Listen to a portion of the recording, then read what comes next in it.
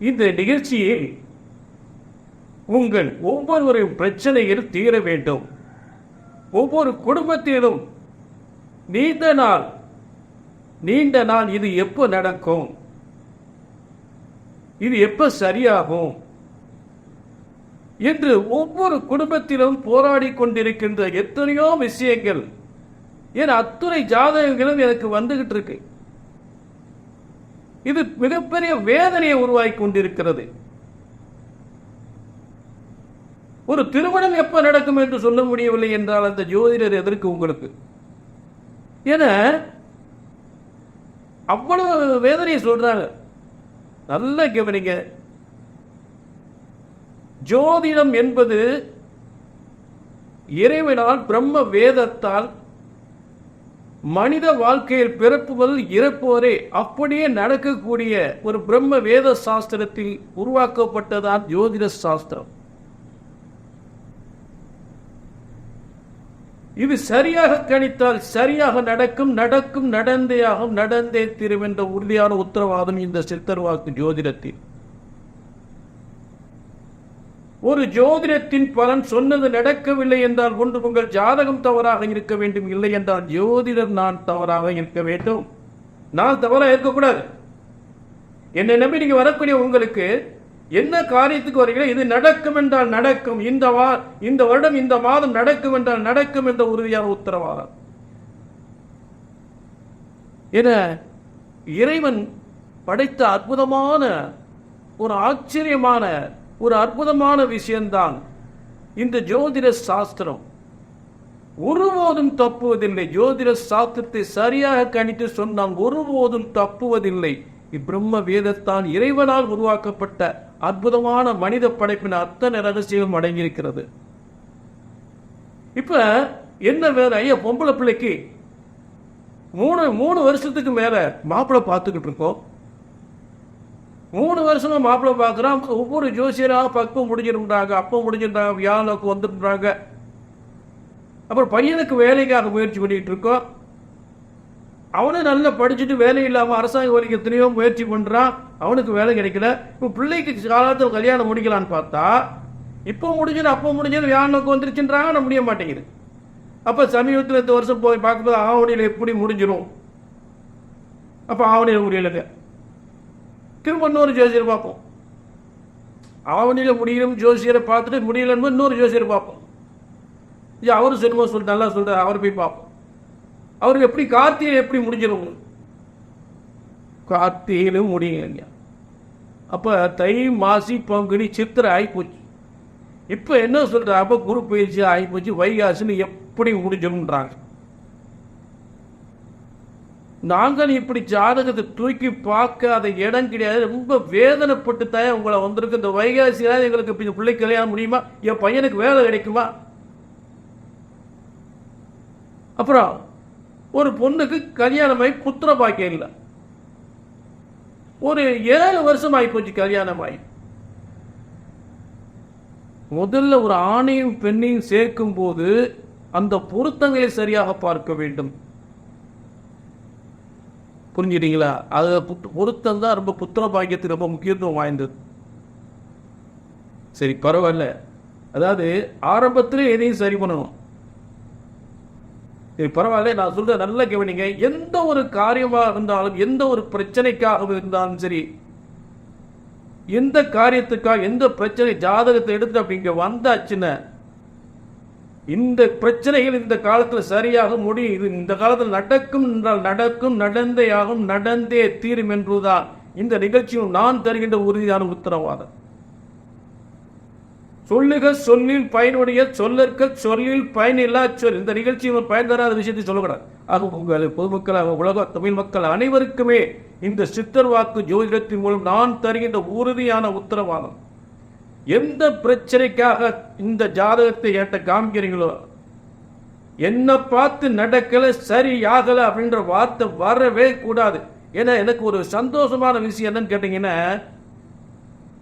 நீங்க ஒரு தவறான வழியில தவறான ஜாதகத்தை வைத்துக்கொண்டு தவறான வழியில் போய்கொண்டிருக்கும் பொழுது என்னை சந்திக்கும் பொழுது அதை திருத்தி உங்களுக்கு சரியாக நடக்கக்கூடியதை நடத்தி கொடுக்கும் பொழுது அதை விட சந்தோஷம் எனக்கு எதுவுமே இல்லை. ஐயா உங்களை பார்த்தா நல்லபடியாக நடந்துச்சுன்னு சொல்லும் போது அதை விட சந்தோஷம் உலகத்தில் எதுவுமே கிடையாது. ஆக அப்படிப்பட்ட விஷயத்தை தான் நான் இங்கே உங்களுக்கு விலை கொடுத்துட்டு இருக்கேன்.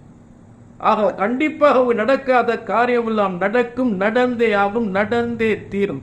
கீழே ஒரு நம்பரை முன்பதி பண்ணிக்கங்க. என்ன நடக்கலன்னு பார்த்துருவோம். புரிஞ்சுட்டீங்களா? ஆக வேதனைங்க இத்தனை வருஷம் நீங்க அலையிறீங்க, நடக்குது இந்த காலத்தில். அதாவது சும்மா உங்களை அலைய விடக்கூடாது. நடக்கும் நடக்கும் என்பதை சரியாக கணித்து சொல்ல வேண்டும். நடக்கலையா, என்ன காரணத்து நடக்கல, சரியான நிவர்த்தி என்ன, அதை உங்களுக்கு ஒரு தெளிவாக வளர்க்கணும். என்ன செஞ்சா நடக்கும்? இதுதான் சித்தர் வாக்கு ஜோதிடத்தில் உலக மக்கள் உங்கள் அத்தனை பேருக்கும் நான் தருகின்ற உறுதியான உத்தரவாதம். ஆக ஜோதிட சாஸ்திரம் ஒருபோதும் தப்புவதில்லை, தவறுவதில்லை. ஏனென்றால் இறைவன் பிரம்மனால் உருவாக்கப்பட்ட ஜோதிட சாஸ்திரம், வேதத்தில் உருவாக்கப்பட்ட ஜோதிட சாஸ்திரம். இதை சரியாக கணித்தால் சரியாக நடக்கும் என்று உறுதியான உத்தரவாதம். புரிஞ்சுட்டீங்களா? இன்றைய தினம் என்ன பார்க்க போறோம் அப்படின்னா, ஜூன் மாத பலன்கள். அதாவது ஆங்கில மாதத்தில் ஜூன் மாதம் என்றால் 6வது மாதம். இந்த 6ஆம் எண்ணுக்குரிய நியூமராலஜி எண் 6ஆம் எண்ணுக்குரிய நியூமராலஜி எண் என்பது 6. அதற்குரிய நியூமராலஜி கிரகம் 6 என்றால் சுக்கிரன்.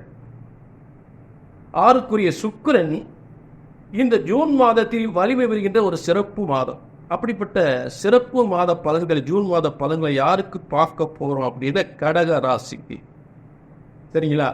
ஆக இந்த கடகராசிக்கு ஜூன் மாத பலன்கள் பார்க்கிறதுக்கு முன்னாடி இந்த சித்தர் வாக்கு ஜோதிடத்தின் மூலம் உங்களுக்கு என்னங்க நல்லது நடக்குமா நடக்காதா? நடந்தே ஆகணும். நடக்காத காரியமும் அவரை பார்த்து நடந்துச்சுன்னு சொல்லணும். அப்படிப்பட்ட உலகத்தை பார்ப்போம். 1/6/2024 முதல் 30/6/2024 வரை 30 நாட்கள். இதில் 3 முக்கிய கிரகங்கள் வரிசையாக ஆட்சி பெறுகின்ற அருமையான யோகம். கடகராசிக்கு 10ஆம் இடத்தில் தொழில் ஸ்தானத்தில் செவ்வாய் ஆட்சி பெறுகின்ற முதல் யோகம். செவ்வாய் கடகராசிக்கு 10ஆம் இடத்தில் தொழில் ஸ்தானத்தில் பூர்வ முன்னே ஸ்தானாதிபதி, அதாவது எடுக்கிற எல்லா காரியம் மிகப்பெரிய வெற்றி அடையக்கூடிய 10ஆம் இடத்தில் அந்த ஜூன் மாதம் முழுவதுமே செவ்வாய் ஆட்சி பெறுகின்ற அருமையான காலம் முதல்ல. அடுத்து இரண்டாவது என்ன அப்படின்னு கேட்டீங்கன்னா, 4/11க்குரிய சுக்கிரன். 4/11க்குரிய சுக்கிரன் 11ஆம் இடத்திலே ஆட்சி வருகின்ற ஒரு அருமையான காலம். அதாவது ஜூன் 1 முதல் ஜூன் 13 வரை ரிஷபராசியில், கடகராசிக்கு 11ஆம் இடமான ரிஷபராசியில், அதாவது கடகராசிக்கு 11ஆம் இடமான ரிஷபராசியில் சுக்கிரன் ஆட்சி வருகின்ற காலங்கள் ஜூன் 1 முதல் ஜூன் 13 வரை. ஜூன் 13 வரை இது ஒரு இரண்டாவது மிகப்பெரிய யோகம். அடுத்து மூன்றாவது 3/12க்குரிய புதன் 12ஆம் இடத்தில் ஆட்சி பெறுகின்ற புதன் மிதுனத்தில். இது 9, அதாவது மிதுனத்தில் ஆட்சி பெறுகின்ற காலம் வந்து பார்த்தீங்கன்னா 9/6/2024 முதல் 9/6/2024 முதல் 26/6/2024 வரை மிதுனத்தில் ஆட்சி பெறுகின்ற காலம். கடகராசிக்கு 12ஆம் இடத்தில் புதன் ஆட்சி பெறுகின்ற காலம். அப்போ ஏற்கனவே நான் சொல்லிக்கிட்டு 12ஆம் இடத்தில் ஒரு கிரகம் ஆட்சி பெற்றால் கனவுகள் எல்லாம் நினைவாகக்கூடிய அருமையான காலம்னு ஏற்கனவே நான் சொல்லிக்கிட்டு இருக்கேன். இல்லைங்க ரொம்ப பாடா படுத்துதாக அஷ்டமத்து சனி அப்படிமா. அஷ்டமத்து சனி ஒன்றும் செய்யாது, கவலையப்படாதீங்க. கடகராசிக்கு அருமையான காலங்கள், நல்லதாக நடக்கக்கூடிய அருமையான. இப்போ பாருங்க, 10ஆம் இட கேந்திர வலிமை செவ்வாய் வந்து முதல்ல கேந்திர வலிமையோட தொழில் வெற்றிகள், அதாவது கடகராசிக்காரர்களாக இருந்தாலும் சரி, கடகராசி பிள்ளைகளாக இருந்தாலும் சரி, அவங்கள வேலை வாய்ப்பு, தொழில் வருமானம், முன்னேற்றங்கள் பெறக்கூடிய அருமையான காலங்கள். அரசாங்க வேலைக்கு முயற்சி பண்ண மிகப்பெரிய பதவி பெறக்கூடிய காலங்கள். சொந்த வியாபாரத்தில் மிகப்பெரிய வெற்றி பெறக்கூடிய காலங்கள். அதிகாரத்துவம் வாய்ந்த பதவி பெறக்கூடிய காலங்கள். அரசியல் இருக்கக்கூடியவர்கள் அரசியல் மிகப்பெரிய முன்னேற்றம் பெறக்கூடிய காலங்கள். இடம் வீடு வாசல் சம்பந்தப்பட்ட பூரிய சொத்துக்கள் சம்பந்தப்பட்டதெல்லாம் மிகப்பெரிய வெற்றி பெறக்கூடிய காலங்களாக, பூமிகாரகன் என்று சொல்லக்கூடியவன், அதிகாரத்துவம் வாய்ந்த உத்தியோகத்தை தரக்கூடிய செவ்வாய் என்று சொல்லக்கூடியவன் 10ஆம் இடத்தில் மேசராசியில் ஆட்சி பெறுகின்ற காலம். கடகராசிக்கு 10ஆம் இடத்தில் மேசராசியில் ஜூன் மாதம் முழுவதும் ஆட்சி பெறுகின்ற அருமையான காலங்கள். இந்த காலத்தில் சொந்த தொழில்கள் தொடங்கி மிகப்பெரிய வெற்றி அடையலாம். சரி, அடுத்து சுக்கிரனை சொல்லியாச்சு. ஜூன் 1 முதல் 13 வரை சுக்கிரன் லாபஸ்தானத்தில் இடம் வீடு வாகன யோகங்கள், வருமான முன்னேற்றங்கள், அரசாங்க பதவி முன்னேற்றங்கள் பெறக்கூடிய அருமையான காலங்கள். சுக்கிரன் லட்சக்கணக்கில் கொட்டக்கூடிய காசு பணத்தை லட்சக்கணக்கில் கோடிக்கணக்கில் அவரவர் ஜாதக தகுதிக்கு ஏற்றவாறு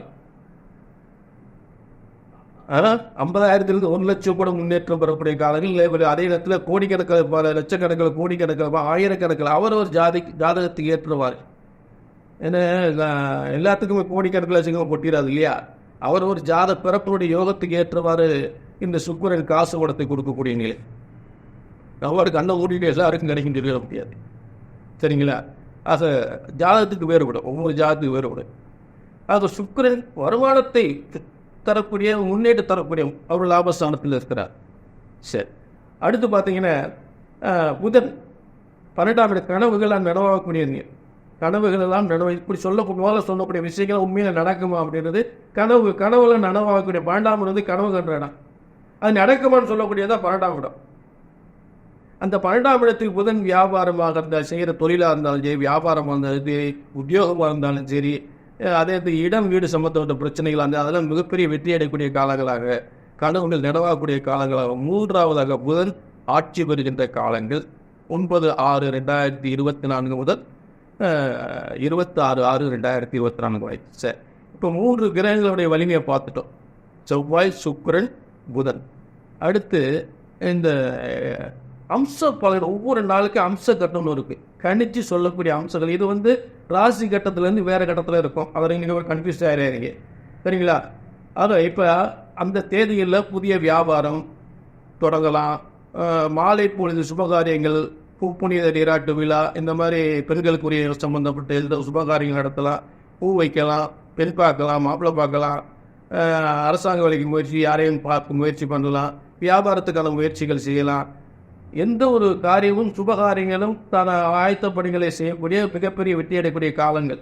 அதற்குரிய தேதிகள் மட்டும் சொல்கிறேன். நான் சொல்லக்கூடிய எந்த ஒரு காரியமும் இன்றைக்கி செய்யலாம். அந்த தேதிகளை மட்டும் சொல்கிறேன். முதல்ல 4/6/2024 பரணி 3 இருக்கக்கூடிய சந்திரனை செவ்வாய் பார்க்கக்கூடிய, மேசத்தில் ஆட்சி பெற்ற செவ்வாய் பார்க்கக்கூடிய அருமையான காலம். அடுத்து 6/6/2024 அன்று மாலை 3:08 மேலே ரோஹிணி 4ஆம் பாதத்தில் இருக்கக்கூடிய சந்திரன், ரோஹிணி 4ஆம் பாதத்தில் இருக்கக்கூடிய ஆட்சி பெற்ற சந்திரனை ஆட்சி பெற்ற குரு பார்க்கக்கூடிய 2வது தேதி.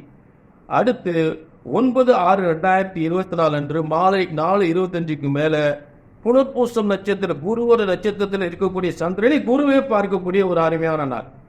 புனர்பூசம் 4ஆம் பாதத்தில் ஆட்சி பெற்ற சந்திரனை, அந்த குருவுடைய நட்சத்திரத்தில் இருக்கக்கூடிய சந்திரனை குருவே பார்க்கக்கூடிய மிக அருமையான நாள். 9/6/2024.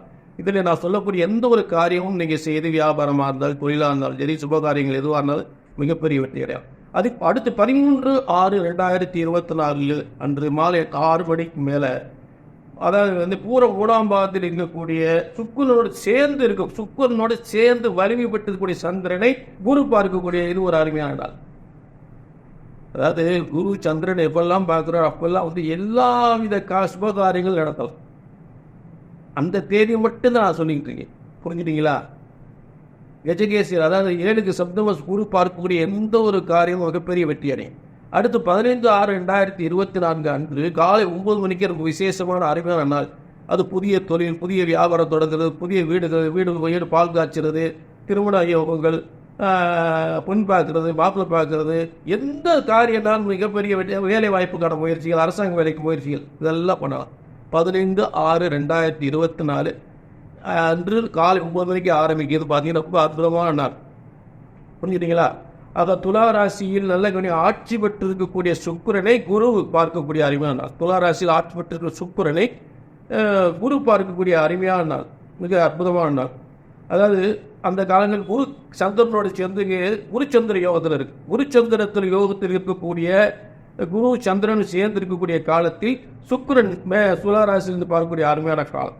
அடுத்த இறுதி தேதி பார்த்தீங்கன்னா 28 ஜூனுடைய கடைசி தேதி 28/6/2024 அன்று மாலை 6:26 மேலே ஒரு அதாவது பார்த்தீங்கன்னா சுபகாரியம் எந்த ஒரு காரியமும் சிறப்பாக நடத்தலாம்.